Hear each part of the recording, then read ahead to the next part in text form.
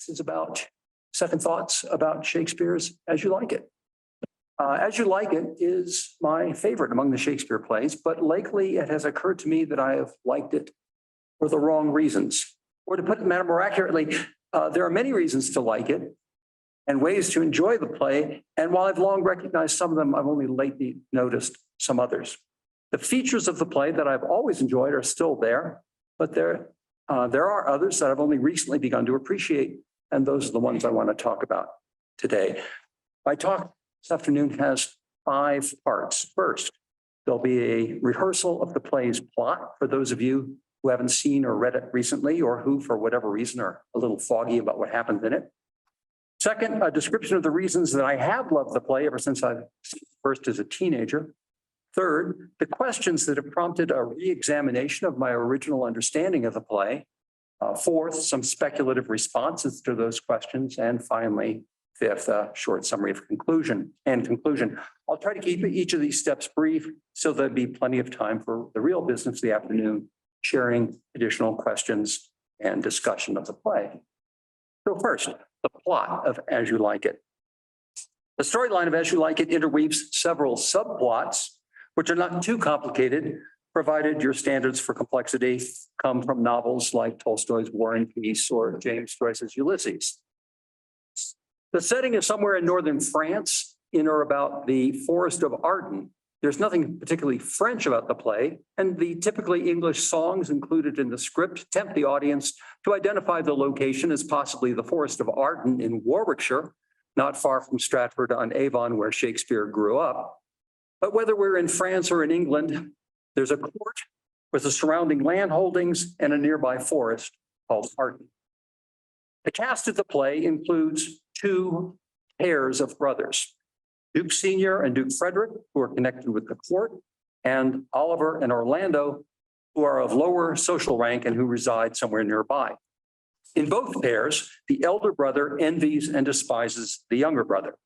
Among the nobles, Frederick, the younger brother, has deposed his elder brother Senior from the dukedom before the action of the play begins and banished him to the Forest of Arden, where he resides with 3 or 4 loving lords who have followed him into voluntary exile. Each of the noble brothers has a daughter. Celia is the daughter of the usurper Frederick. Rosalind is the daughter of the exiled Duke Senior.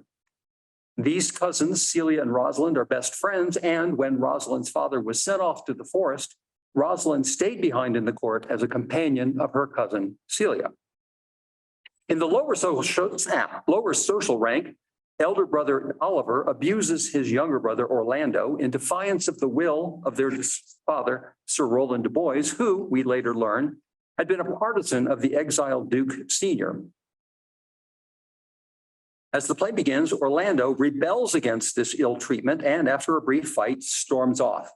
Oliver plans to do away with Orlando, first by trying to have him killed in a wrestling match held at the Duke's court. When that fails, he plans to set his lodging on fire. Warned by a faithful servant named Adam, Orlando escapes into the Forest of Arden. Turning back to the court, Rosalind and Celia have attended the wrestling match that Orlando unexpectedly won, and while watching him display his fighting prowess, Rosalind falls in love with him. Orlando apparently makes quite an impression with his shirt off. Soon after Orlando is sent away, Duke Frederick unexpectedly announces that Rosalind will also be banished from the court. He says that Rosalind's virtues detract from those of his daughter Celia. It's not clear why that has suddenly become an urgent matter. Maybe he's seen Rosalind connecting with Orlando, the son of his old enemy, the deceased Sir Rowland. Be that as it may, Celia attempts in vain to defend her cousin, and when her father exits the scene, she announces her intention to accompany Rosalind into exile and suggests that the two go into the Forest of Arden. Rosalind suggests that they bring along Touchstone, the court jester. To protect themselves, the girls take on disguises. Celia pretends to be Aliena, and Rosalind disguises herself as a young man named Ganymede.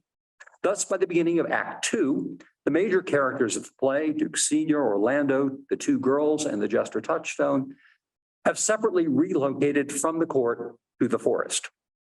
Orlando joins the court of Duke Senior. Celia, Rosalind, and Touchstone stay aloof from the Duke Senior's encampment, moving into a cottage in the woods. Nevertheless, Rosalind soon becomes aware of Orlando's nearby presence when she finds his poetry, extolling her name, tacked onto trees all over the forest.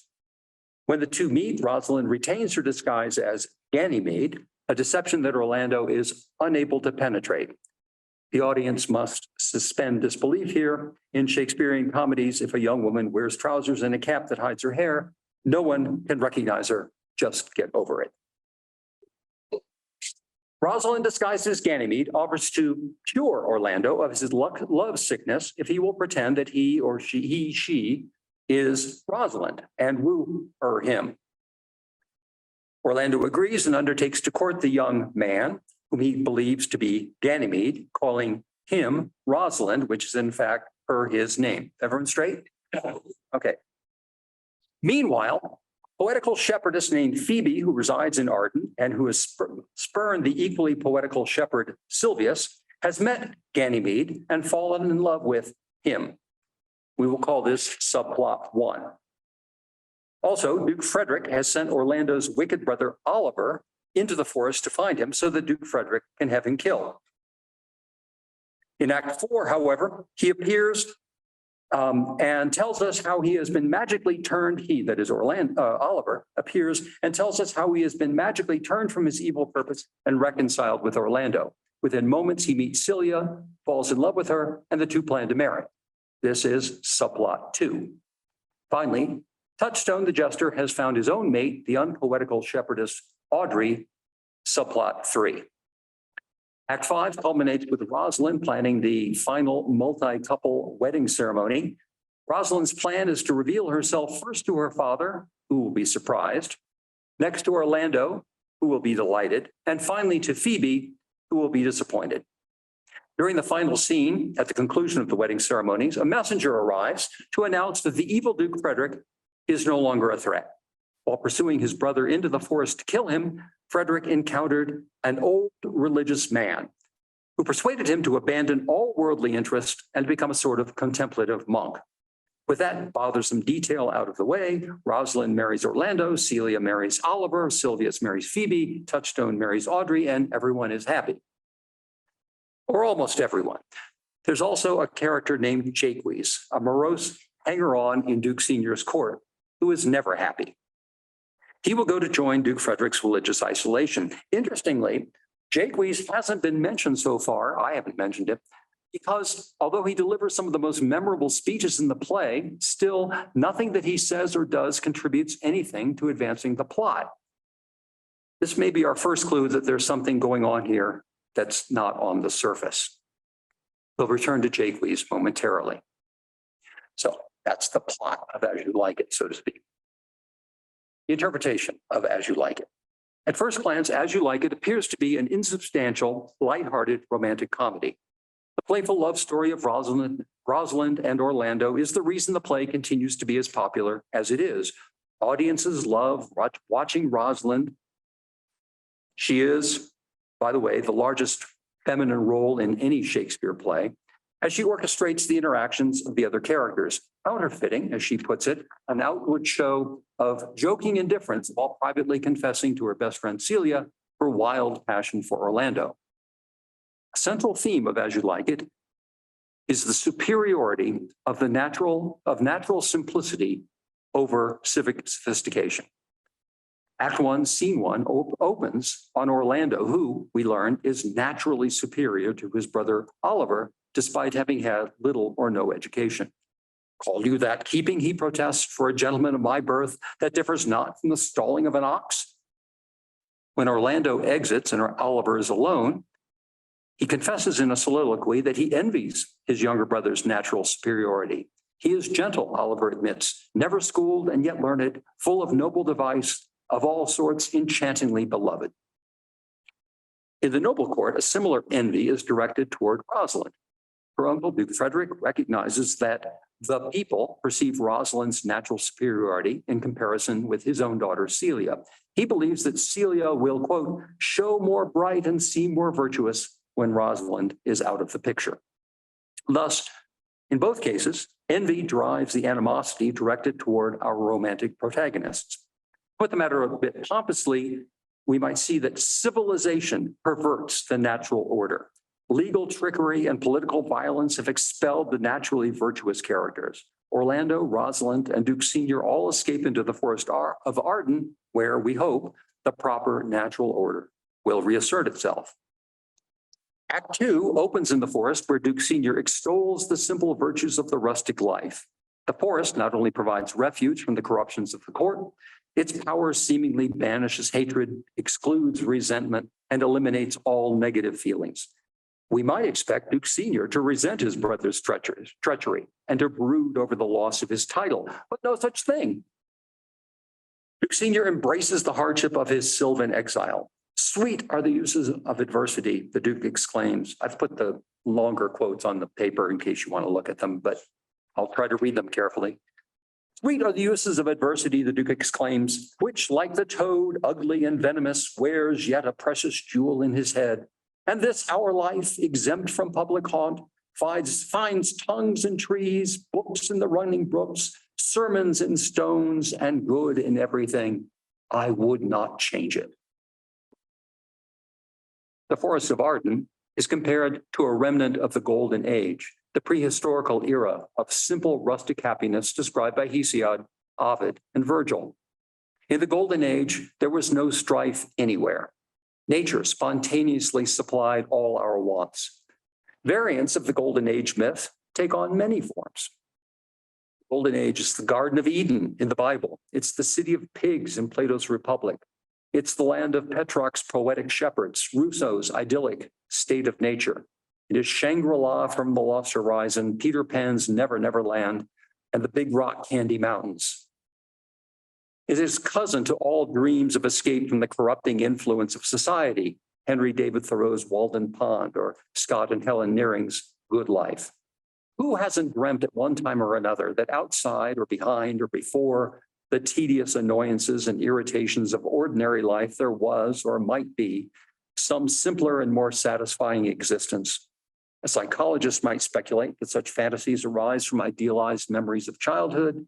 Theologians might voice other ideas, but whatever its origin, the Golden Age is a powerful myth. The Forest of Arden takes its place alongside other Shakespearean magical locations, such as Prospero's Island or the fairy-infested Athenian woods in Midsummer Night's Dream. Like those places, Arden, too, seems to have supernatural powers. Arrival in the forest is sufficient to convert the wicked characters of the play, Oliver and Duke Frederick, away from their malevolent designs. As a bonus, the forest promotes romantic love. Through its influence, 4 marriages result, which is a Shakespearean record. Actually, it's a tie with Love's Labor's Lost, but it beats out all the others. Midsummer Night's Dream and Twelfth Night only have 3 marriages. Much Ado About Nothing gets along with a paltry 2. This is a great one. This then is the first interpretation of As You Like It, a lighthearted comic distraction in which frustrated couples come to a magical land where troubles arising from the envy and malevolence of society dissolve and romantic possibilities bloom. That's what many theatergoers want to see, and if they come to As You Like It with that expectation, they won't be disappointed. Part 3, the problems and questions about the simple view of As You Like It.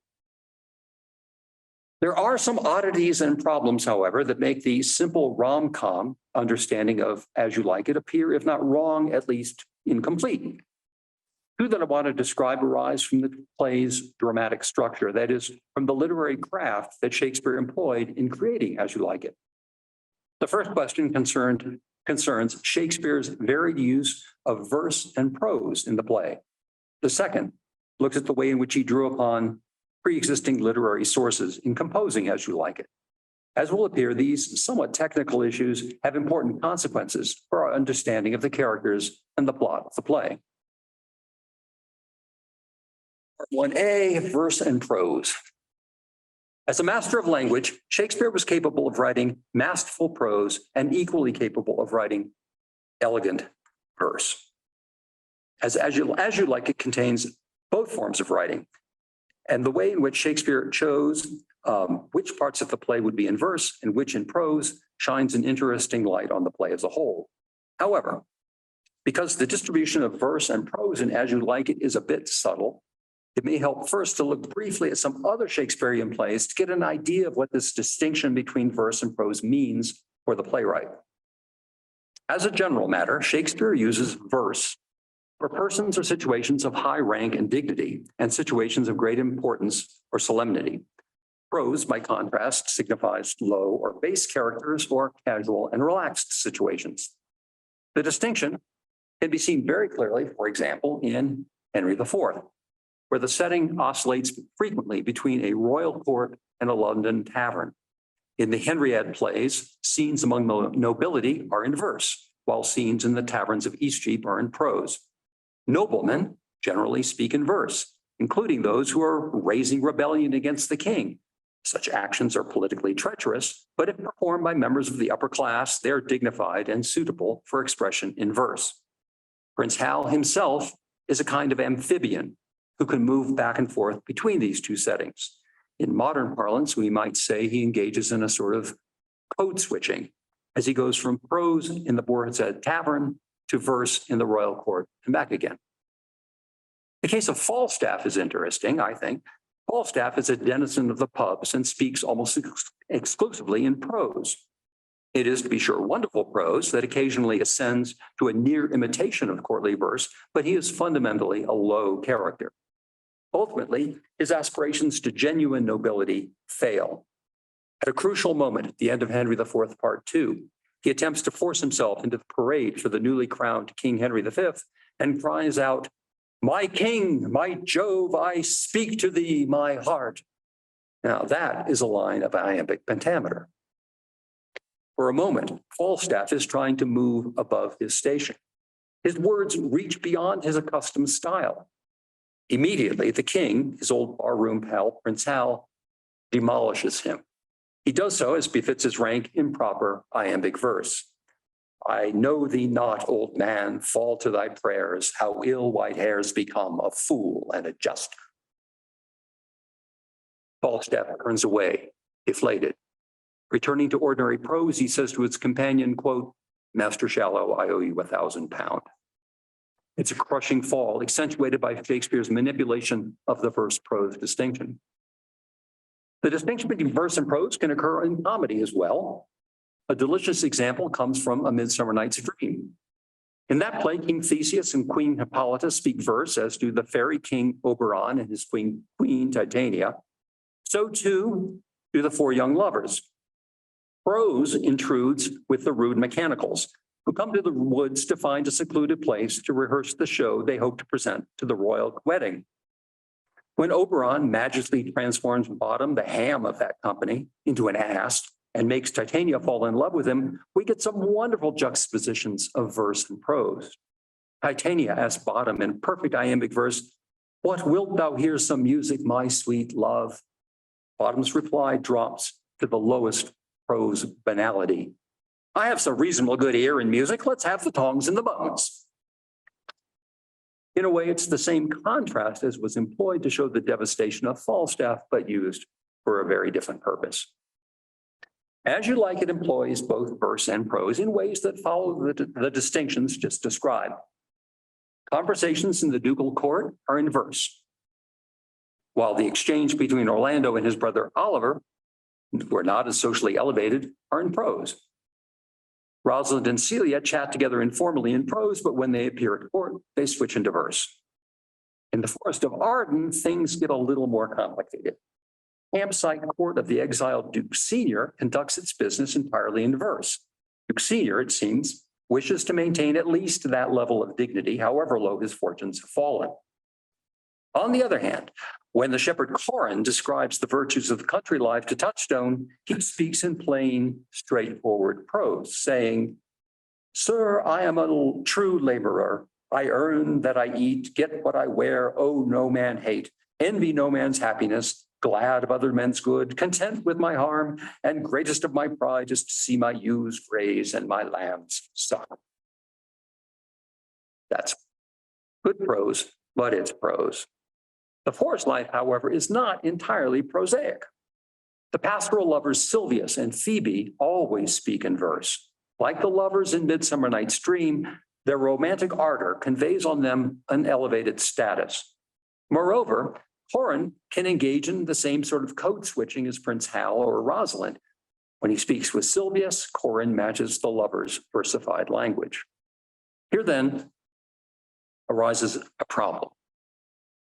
Given the linguistic structure of the forest setting, a setting in which there are high status occurrences, there's the court and there are the lovers, and prosaic status occurrences, the ordinary language of Corin when tending a sheep. In that milieu, why does Rosalind conduct her romance with Orlando entirely in prose? The simple view of the play would suggest or hold that Rosalind has escaped the harsh cynicism of the court and come to the forest where she will revel in its romance and its simplicity. If we listen to her language, however, that's exactly not what she's doing. Rosalind's linguistic behavior contrasts, for example, with that of Orlando. Orlando was utterly tongue-tied in Act 1 when Rosalind tried to speak with him after the wrestling match. But when he arrives in the forest, he gets swept up into its pastoral poetic atmosphere.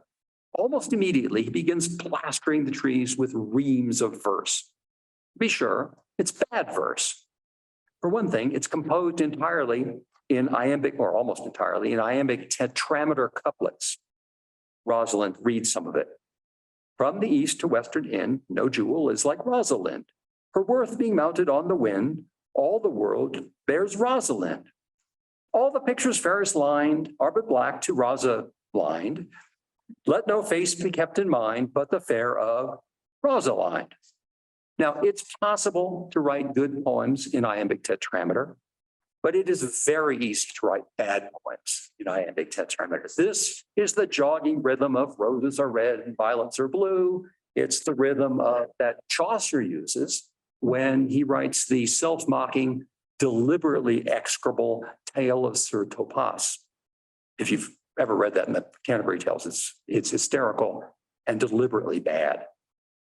Rosalind doesn't need Touchstone to tell her that Orlando's poetry is doggerel, but he is there and he hammers the message home by extemporizing some lines of his own. I can do the same thing, says Touchstone. If a heart do lack a hind, let him seek out Rosalind. If a cat will after kind, so be sure will Rosalind, and so on. When Rosalind and Orlando meet, she disparages his verses and he ceases to write them, falling in with Rosalind's prose. The verse-prose distinction raises a question. If the Forest of Arden embodies the romantic and poetic spirit, as it seems to have done for Orlando, and as my initial understanding, I think the simple understanding of the play would suggest it would, how is that Rosalind either doesn't feel it or is determined to resist it? The other problem, comparison of As You Like It with its source, Thomas Lodge's Rosalinda. We can come to a similar question from a different direction, that is, comparing As You Like It with Shakespeare's source text. The scholarly consensus is that As You Like It is based upon a popular prose romance by Thomas Lodge, published in 1590, entitled Euphues or Rosalinda. In this case, the scholarly consensus is absolutely correct. Similarities in plot go way beyond the realm of homage and into the territory that today's copyright lawyers would refer to as a ripoff. All the major plot elements of As You Like It are present in Thomas Lodge's piece. There are two dukes, each with a daughter. The younger duke exiles his older brother to the forest called Arden. Shakespeare changes the names of the dukes, but he hasn't bothered to change the name of the forest. There's another group, a pair of people of a lower social rank, two more quarreling brothers. Lodge has the wrestling match and the exile of the younger brother also to the Forest of Arden. The Duke's daughters are sent to the Forest of Arden, also in disguise. One as a man, one as a woman, the woman named Aliena, the other is Ganymede, just like in Shakespeare. It's all there. The plot parallelism is nearly, but not entirely complete. Shakespeare makes a few changes, some of which simply shorten Lodge's work to a scale that can fit into a 2 or 2.5 hour play, but two of which have larger significance, I think. First, when Rosalind in Lodge's piece meets her lover in the forest, she keeps her disguise as Ganymede, just like she does in As You Like It, but she does not volunteer to cure him of his love. Instead, the two of them engage in an extended poetic duet. That Rosalind should pull their relation out of pastoral verse and into prosaic banter is a Shakespearean innovation. The question then arises, why does Shakespeare alter Lodge's plot by making Rosalind engage in the sham love cure game? This question is, in essence, very similar to the one that just arose looking at the verse prose structure. Rosalind is smitten with Orlando. The two of them find each other in the depths of a forest that swims in romantic spirit. Orlando was spouting out poetry dedicated to Rosalind. The decision to make her standoffish and the choice to make her speak prose are two sides of the same coin, and they're a deliberate choice by Shakespeare in defiance of what Lodge has written in the source piece. Why does he do it? That's a question. There's another difference between Lodge's piece and Shakespeare's As You Like It. The other innovation that Shakespeare brings to Lodge's play is the introduction of two new characters, Jacquees and Touchstone. We've already noted that Jacques contributes nothing toward advancing the plot of As You Like It, neither does Touchstone. And now we see why. These characters are entirely absent from Lodge's original, from which Shakespeare took his story. The question then presents itself. What is Shakespeare trying to accomplish by bringing these two characters into the play, characters that he's made up out of whole cloth? To begin, consider how Touchstone and Jacquees are themselves connected, both to one another and to other characters in the play. The connection does not come out of the backstory or the plot line. At that level, these two characters have nothing to do with each other. Touchstone is a fixture in Duke Frederick's court. Celia knows him well enough and is confident enough that he will accompany them into the forest if she asks him.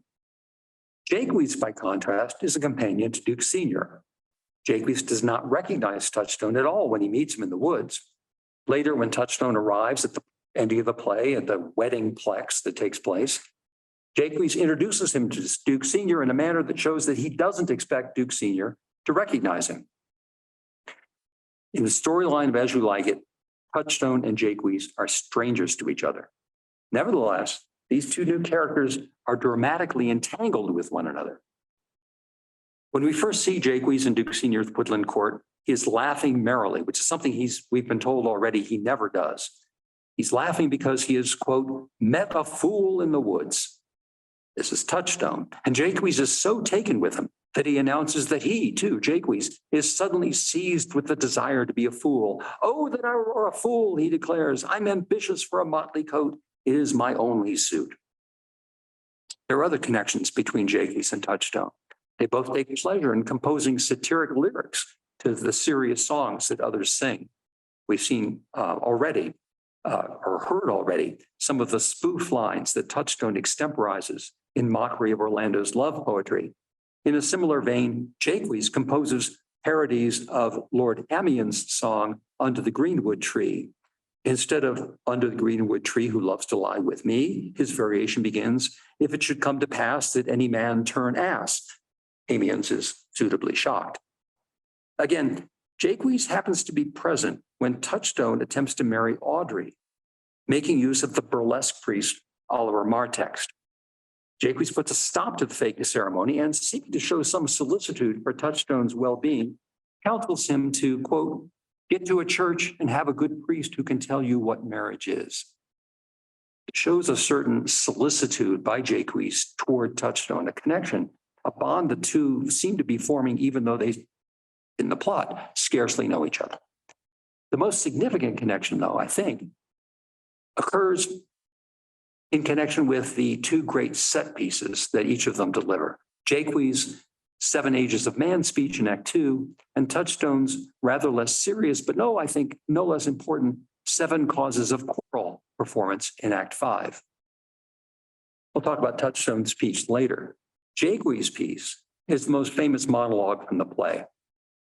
And it comes about as follows. After telling Duke Senior that he has, quote, met a fool in the forest, Jacquees recounts Touchstone's droll observations on the nature of time. Jacquees. He, that is Touchstone, drew a dial, that is a watch, from his poke, and looking on it with lackluster eyes, says very wisely, it is 10 o'clock. Thus we may see, quoth he, how the world wags. 'Tis but an hour since it was 9. After one more hour, 'twill be 11. And so from hour to hour we ripe, and then from hour to hour we rot, and thereby hangs it.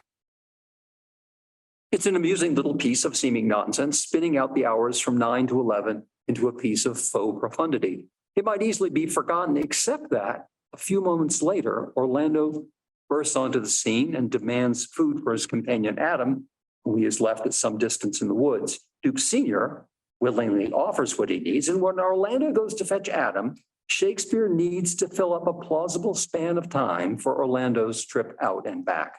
He does so by having Jacquees deliver a speech which has become the most quoted and anthologized piece out of the entire play As You Like It. All the world's a stage and all the men and women merely players, Jacquees begins. He elaborates poetically the 7 ages in the life of a typical man, from the infant mewling and puking in his nurse's arms, to the lover sighing like a furnace with a woeful ballad made to his mistress' eyebrow. The arc of life culminates in the soldier, full of strange oaths, bearded like the pard, seeking the bubble reputation even in the canon's mouth, and then moves toward respectability, age, and finally ends sinking morbidly into, quote, the last scene of all, second childishness and mere oblivion, sans eyes, sans teeth, sans taste, sans everything.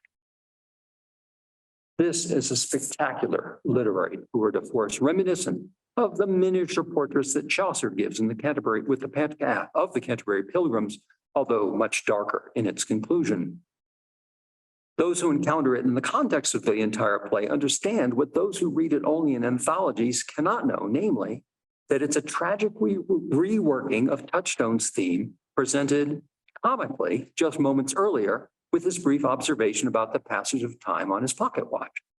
Jacques and Touchstone don't further the plot, but they offer very starkly contrasting presentations of the same facts.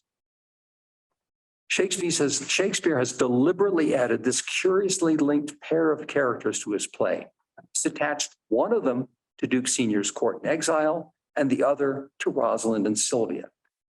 Question then arises, what does Shakespeare hope to accomplish by doing this? What do Touchstone and Jacques bring to the story that Shakespeare has otherwise copied from Thomas Lodge?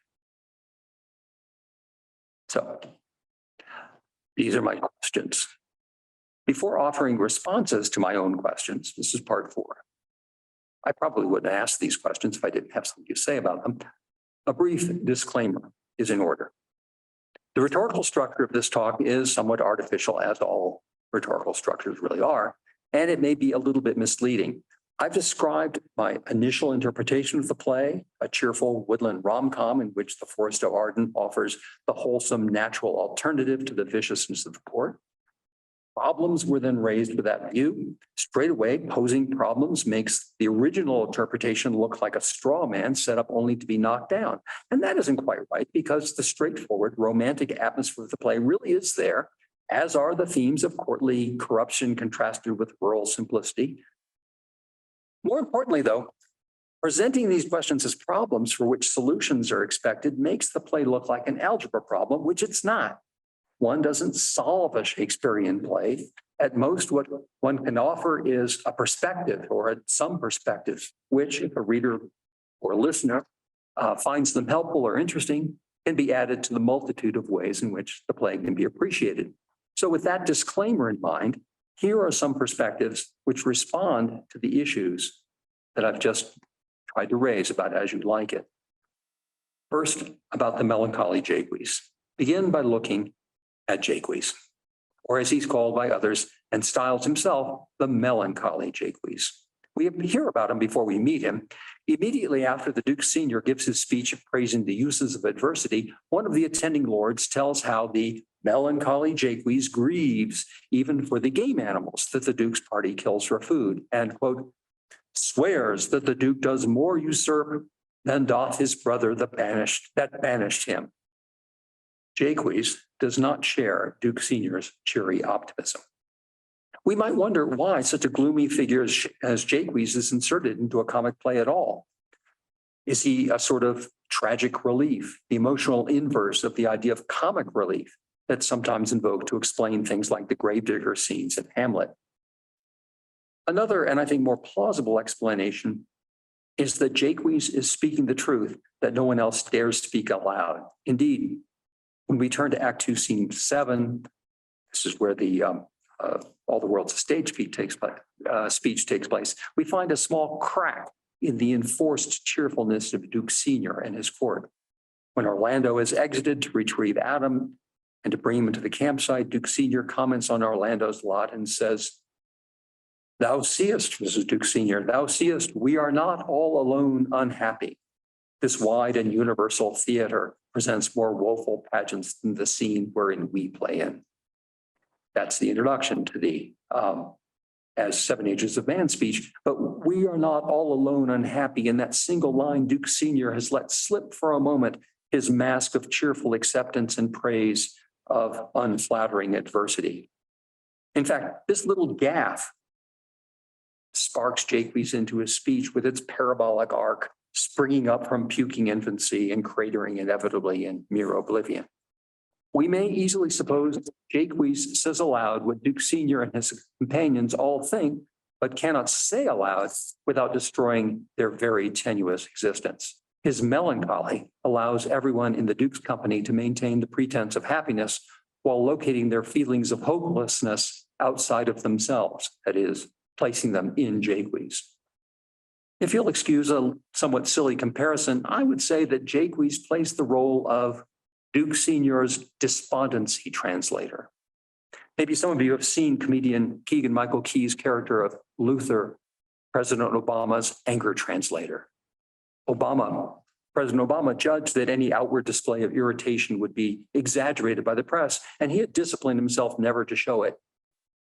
Luther, in a comedy act by Keegan-Michael Key and his partner Jordan Peele, Luther transforms his restraint into profane screeds of rage. In the 2015 White House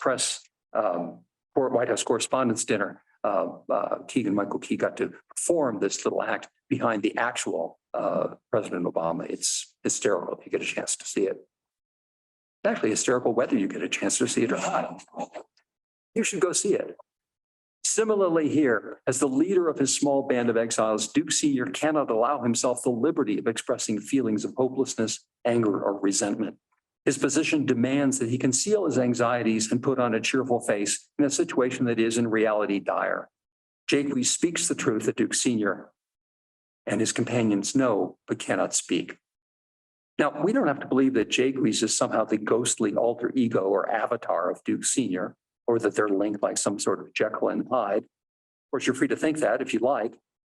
But for present purposes, it's enough that the dramatist Shakespeare has crafted the character Jacques in ways that serve to reveal what is happening in the concealed inner life of Duke Senior. With this in mind, we can begin to understand both the role of Jacques in the play and the particular magic of the Forest of Arden. Jacques is a window into the soul of Duke Senior. Arden is a place where the dramatist expands and elaborates a character into more than one incarnated form, allowing the emotional turmoil in that person to be played out in detachment from the demands of his real commitments in the play. Senior's commitments to his followers prevent him from expressing his emotional distress, but in Arden, those emotions get expressed and can be dealt with indirectly because they're spoken by Jacques. Such a view also allows us to hear new significance in many scenes of the play. For instance, if Jacques has this sort of special connection with Duke Senior, we might hear In the prickly conversation between Jacquees and Orlando that takes place in Act 3, Scene 2, echoes of what a prospective father-in-law's suspicion might be of a young man courting his daughter. We might also detect a certain poignancy in Act 4, Scene 1, when Jacquees attempts to become better acquainted with Rosalind. Rosalind tells Jacquees that he, quote, has good reason to be sad because Jacquees has much experience but few possessions. Quote, to have seen much and to have nothing, she tells him, is to have rich eyes and poor hands. This observation is a passing curiosity as if she's addressing a near stranger, but it's more revealing if Rosalind perceives, or if we perceive in Jacquees, some echo of her father, the father who has left her adrift in the world with much experience but few possessions.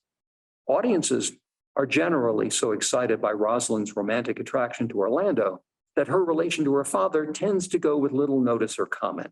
Indeed, Rosalind doesn't dwell on the treachery of her uncle or the banishment of her father with anything like the resentment and bitterness that one might expect.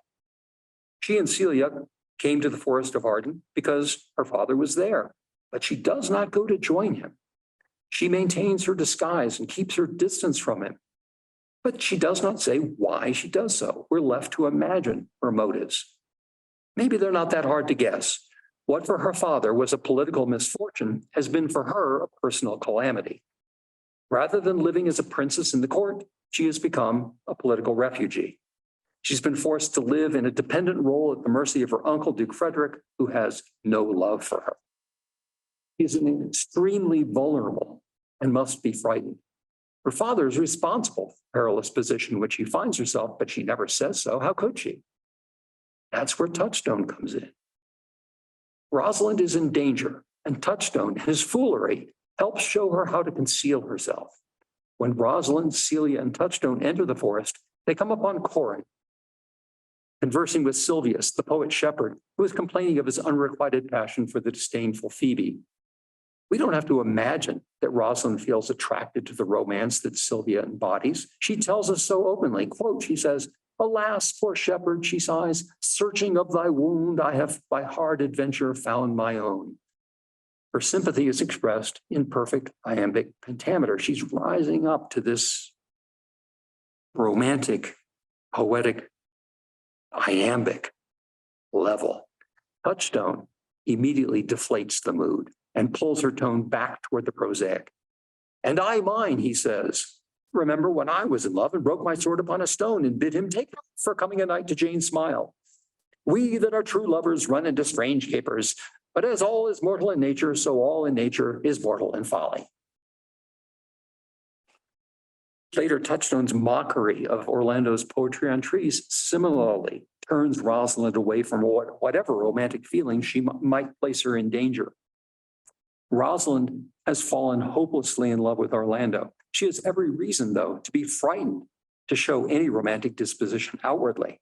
Who can blame her? Her powerful uncle wants her dead. She's in hiding.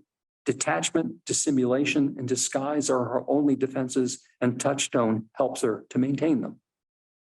A mirroring relation between Touchstone and Rosalind appears also in the gradual melting of their ironic distancing from romance.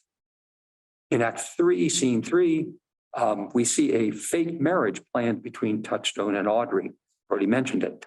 Touchstone has retained Sir Oliver Martex to conduct a service because he, as he admits to Jacquees, he does not like to marry me well, and not being married well, it'll be a good excuse hereafter to leave my wife.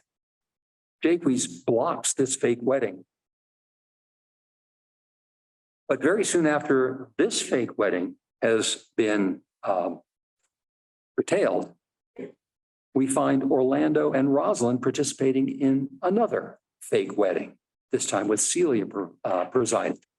Touchstone's transition toward the openness to the possibility of romance presages a similar motion with Rosalind and Orlando, equally imitation, but in parallel with one another. The final and perhaps the best sign of the connection between Touchstone and Rosalind appears in Touchstone's final speech, The 7 Causes of Quarrel in Act 5. By the end of the play, We've watched Rosalind protect herself for a long time by means of disguise and pretense. Her masculine disguise as Ganymede holds Orlando at arm's length, but inconveniently. It has also attracted the eyes of the shepherdess Phoebe.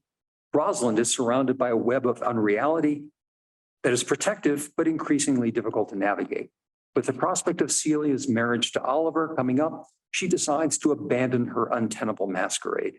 She invites the needed participants to the ceremony in a remarkable cascade of conditional clauses. Pay attention in this little excerpt from Act 5 to the repetition of the word if. Rosalind, speaking as Ganymede, speaks to Silvius. I will help you if I can, turning to Phoebe. I would love you if I could. I will marry you if ever I marry woman, and I'll be married tomorrow to Orlando. I will satisfy you if ever I satisfy man, and you shall be married tomorrow to Silvius. I will content you if what pleases you content you, and you shall be married tomorrow. 5 ifs.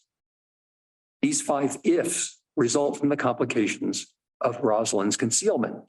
She's like a squid lost in the ink screen that she's deployed around herself. However, she intends to collapse all of these and exit with Celia to change her costume. Shakespeare at this point needs, again, to fill up a bit of time, just as he did in Act 2 when we got Jacquees' 7 Ages of Man speech. And he does so by bringing Touchstone onto the stage. Jacquees introduces the jester to Duke Sr., and Touchstone advances his bona fides as a courtier, saying that he has undone 3 tailors and had 4 quarrels and like to have fought one. That quarrel, he explains, was upon the 7th cause, and Jacquees insists that he explain himself. Touchstone complies with a tour de force of apparent nonsense. I quote at length, "As thus, sir, I did dislike the cut of a certain courtier's beard. He sent me word that if I said his beard was not cut well, he was in mind it was. This is called the retort courteous. If I sent him word again that it was not well cut, he would send me word he cut it to please himself. This is called the quip modest. If again it was not cut well, he disabled my judgment. This is called the reply churlish. If again it was not well cut, he would answer, I spake not true. This is called the reproof valiant. If again it was not well cut, he would say, I lie. This is called the countercheck quarrelsome, and so on. So to the lie circumstantial and the lie direct. 5 ifs, 7 if you imagine the other 2 that would naturally follow. To cap it off, at Jacquees' request, Touchstone repeats his entire litany, concluding with the observation that all but one of these forms of affront can be turned aside, and that even for that one, there is a way out. All of these you may avoid, he says, Touchstone, but the lie direct. And you may avoid that too with an if. I knew when 7 justices could not take up a quarrel, but when the parties were met themselves, one of them thought of an if, as if you said so, then I said so. They shook hands and swore brothers. Your if is the only peacemaker. Much virtue in an if. In one way, this seeming nonsense speech is a tribute to Rosalind's mastery of manipulation and the unreal world of mastery of manipulation of the unreal in pursuit of reconciliation. In another way, it bows to Touchstone's relation to Jacquees. Both speeches occupy empty spots when we're waiting for offstage actions to take place. Touchstone's 7 causes of conflict, all of which can be undone with an if, are a mirror somehow of Jacquees' 7 Ages of Man. Both speeches link their speakers to the persons to whom they're attached. Jacquees' melancholy to Senior's hidden angst, and Touchstone's ifs to Rosalind's manipulation of alternate realities. Part 5. As You Like It is, as I've said, my favorite of Shakespeare's plays. I used to think I loved it because it was a lighthearted romantic comedy that included golden age themes that promoted the simple and natural over artificiality and complexity. Not that I had any real intention to relocate myself to a forest, it just seemed attractive in the abstract, like you do. It's kind of like reading Walden in an air-conditioned apartment while eating Chinese carryout. Very abstract. Rosalind, the heroine, escapes the wickedness of court life and in a rustic forest environment finds her way, romance, and true love.